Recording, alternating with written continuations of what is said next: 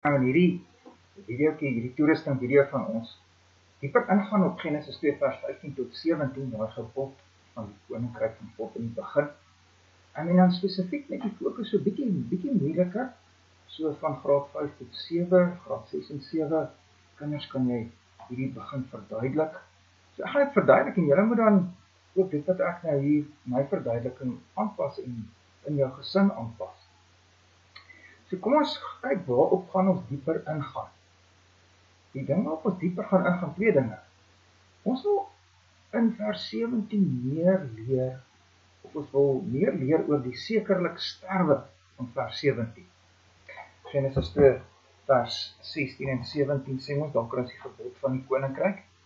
In die begin, die Here God het aan die mens bevel gegee, gesê, van al die bome van die tuin mag jy vry eet, maar van die boom van kennis en van goed en kwaad, daarvan mag jy nie eet nie, want die dag as jy daarvan eet, sal jy sekerlik sterwe. So wat is daardie sterwe? Ons wil dieper ingaan op die sterwe, wat beteken dit?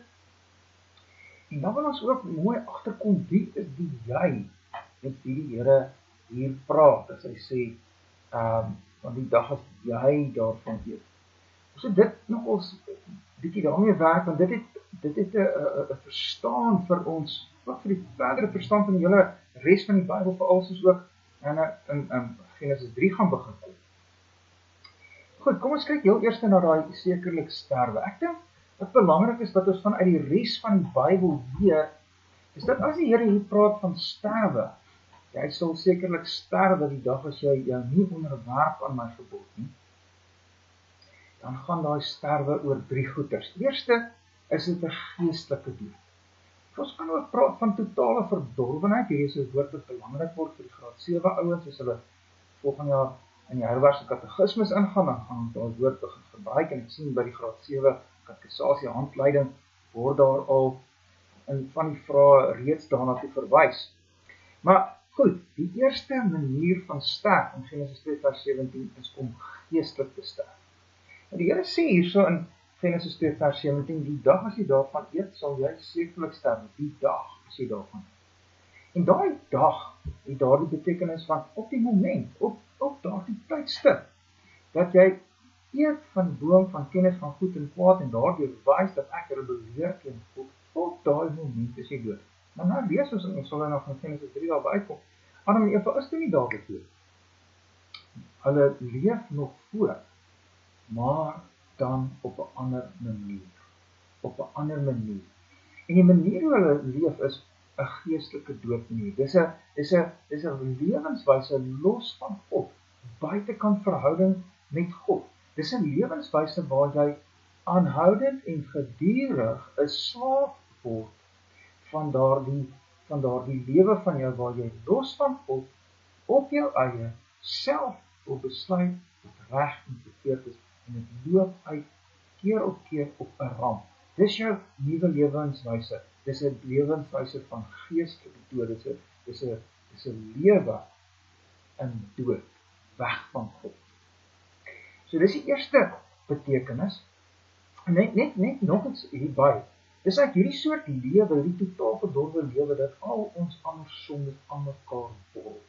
Soos 'n vuil fontein borrel hierdie riviere van vuilheid uit ons lewens uit. Al die vuil en lelik wat ons elke dag rondom ons raak sien, stroom uit hierdie totale verdorwenheid van ons geestelike dood. Al die krisisse waarvan ons lees verder aan in die Bybel, as ons in les 5 van kom by Kain en Abel, en Kain wat vir Abel doodslaan. Hoekom gebeur dit? Dis daai geestelike dood. Dis 'n lewe waarin Kain self besluit wat is vir hom reg en verkeerd. En dit loop uit op chaos, op skrikwekkende geskiedenis. Dis wat daai geestelike dood veroorsaak. Die tweede krisis van sekerlik sterwe is liggaamlike dood. Adam sterf eventueel liggaamlik, 930 jaar later, maar hy sterf liggaamlik. En hier is nog net so skrikwekkend.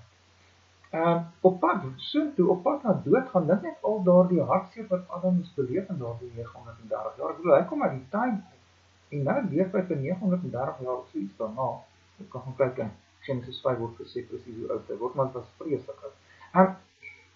En hy leef om al daardie krisisse te sien. Hy beleef lyding op weg na dood, en so almal van ons.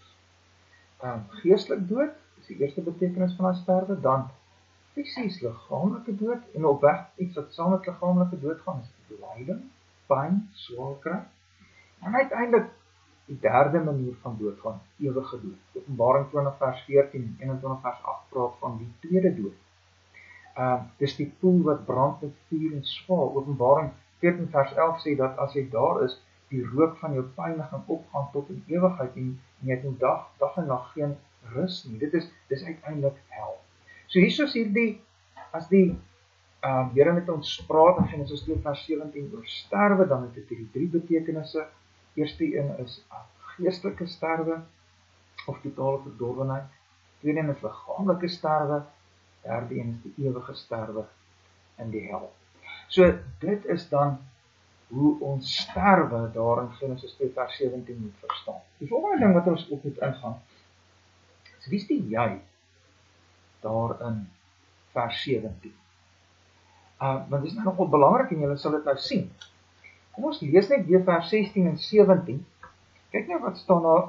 Die Here God het aan die mens bevel gegee en gesê, van al die bome van die tuin mag jy vry eet. So die jy is die mens. Maar van die boom van kennis van goed en kwaad, daarvan mag jy nie eet nie, jy mens, nie eet nie, want die dag as jy mens daarvan eet, sal jy sekerlik sterwe. Maar ek hier is 'n enkelvoud jy, is 'n enkelvoud mens. Dit gaan hier in die eerste plek oor Adam. Eers in Genesis 2 vers 18 lees ons van hoe die Here die vrou stuur vir Eva. So hierdie opdrag van Genesis 2 vers 15, 16 en 17 is in die heel eerste plek gegee aan Adam. Die gebod van die koninkryk word gerig aan Adam. Dit is belangrik, geweldig belangrik. Wat sê dit vir ons? En dit sê vir ons, Adam is ons verteenwoordiger. Ons is verbind aan Adam. Adam is soos 'n boom en ons is die takke. Ons is in Adam. As hierdie die Adam boom is op hierdie prentjie van ons, dan is ons die takke. Hier is ek nou en hier staan nou Andries en Johannes en Marie en Louis, nog 'n takkie op wat Evert, daar is, wag hierso, Evert, Amai, klein Evert, Livy, Johan, hierso is Joa, en Nika, en so is ons is takke in 'n boom, en die boom is die Adamboom. Dit is hoe die Here met die mensdom werk. Dis wat ons moet raak sien hier as ons in Genesis 2 vers 16 en 17 sien, dat hierdie gebod van die koninkryk in die eerste plek gegee is vir Adam. Kyk 'n bietjie, hoe sien mense dit in die res van die Bybel? Ek wil nou my Bybel oopmaak, heel eers sommer daar by 1 Korintiërs 15. 1 Korintiërs hoofstuk 15, vers 22, waar Paulus sê, want soos hulle almal in Adam sterwe. So, ons sterf waar? In Adam, verbonde aan Adam. Dis waar ons leef in Adam. As mens nou terugblaai na Romeine 5, dan staan daar so in vers 12, soos deur een mens die sonde in die wêreld gekom het. En deur die sonde die dood, en die dood so na almal toe deurgebring. Een mens, en hy bring sonde in die wêreld, en deur hom kom dood in die wêreld. As mens na vers 18 toe kyk van Romeine 5, dan staan daar, deur een misdaad het dit vir alle mense tot veroordeling gekom. So sê die verteenwoordiger gedagte, een misdaad van een mens maak almal skuldig. Soos deur die ongehoorsaamheid van een mens, Adam, baie tot sondaars gestel is. So mens sien hierso die ding wat mens hier moet raak sien, is die hele saak van ons is in Adam, verbonde aan Adam, daar die gebod van Genesis 2 in die eerste plek aan Adam, en sê ons Adam is 'n verteenwoordiger, ons is verbind aan Adam, Adam is soos 'n boom, ons is die takke in die boom, ons is in Adam. Wat is die gevolge daarvan? Wel, ons het nou eintlik klaar in die Bybel so 'n bietjie gelees van die gevolge. In Adam is Adam se sonde ons sonde. Dis hoekom ons praat van erfsonde. Erfsonde. Omdat ons in Adam is, erf ons Adam se sonde en Adam se dood. Adam se geestelike dood is ons geestelike dood. Adam leef na die sondeval, na die rebellie met daardie leuen van ek kan self besluit wat is reg en verkeerd, ek kan my eie God wees. Daai sonde word nou ook my en jou sonde. Hoekom? Want ons is in Adam. Adam se liggaamlike dood is ons liggaamlike dood. In Korintiërs 15:22, nee, hulle sterf almal in Adam. Adam se ewige dood is ook ons ewige dood. Dis ons krisis. Dis hoekom Graaf Renet en ons land en die wêreld vol van die probleme is wat ons het. Want ons is in Adam. Hierdie is geweldig belangrik, nee. Hier begin ons nou raak sien, ons beweeg nou eintlik so al so 'n bietjie in die sondeval in, maar hier begin ons raak sien, wat is die krisis, nee? Die Here sê vir ons, wat is die krisis? Daar was 'n sondeval, daar was 'n rebellie, Adam die oortree, maar jy en ek sien ons van Adam nie, ons is in Adam geestelik dood, sterwend aan liggaamlike dood, op pad na die ewige dood. Dis ons krisis. So nou moet ons vanuit hierdie na 'n oplossing begin soek. Ons sal soos ons in die res van die Bybel ingaan by die oplossing kom, by die evangelie kom. Net belangrik vir nou, hier is 'n belangrike vraag, en ek dink dit is 'n belangrike vraag, en dit is, is hierdie nie onregverdig nie? Ek kan nie help, ek is in Adam nie. Nou hierdie reaksie van my, wys vir my, ek werk met 'n verkeerde verstaan van die mensdom. Ek werk met die verstaan van 'n mensdom van elkeen op sy eie. Die mensdom is soos 'n hoop sand en elke mens is 'n sandkorreltjie, maar as 'n mens op sy eie en eintlik niks met mekaar te doen nie, moenie jou probleem my probleem maak nie, is ons redenasie so baie maal. Nou dis 'n verkeerde mensbeskouing. Dis 'n onbybelse mensbeskouing. Dis eerder 'n mensbeskouing wat nog sterk kom uit westerse individualisme hier van die 1700s af. Ek is op my eie en ek het niks met enigiemand uit te waai. Die waarheid is anders. Die Bybel leer vir ons die mensdom is meer soos 'n boom of soos 'n liggaam. 'n Boom is 'n organisme, is 'n eenheid, en dis hoe die mensdom is, 'n eenheid. In sy woord leer die Here ons dat die mensdom in Adam is. Adam is die groot stam, ons is die takke uit Adam. Of in Korintiërs 12:26 sê, dis soos 'n liggaam, as een lid ly al die lede saam. En dis wat hier gebeur het, bro, as ek my vinger raak slaan met 'n hamer, dan het my vinger seer gekry, ja, maar ek het ook seer gekry. Ons is 'n eenheid, en dit is hoe God die mensdom maak, as 'n eenheid. So, my vraag van, is dit nie onregverdig nie? Werk met 'n verkeerde mensbeskouing. Nog iets. Ek is in Adam nie teen my wil nie. Ek is nie mal daaroor om Adam se liggaamlike dood te erf nie. Ek kan nie van lyding, pyn, so aan, maar ek is mal oor my geestelike dood.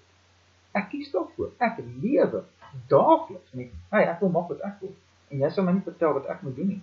Ek wil eintlik my eie God wees, en ek wil hê alles moet nou gebeur, wat ek het nou wil hê. Dis ons lewe, en ons soek dit so.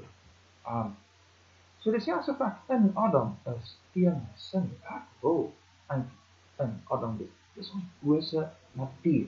Johannes 3:19 sê, dit is die oordeel dat die lig in die wêreld gekom het.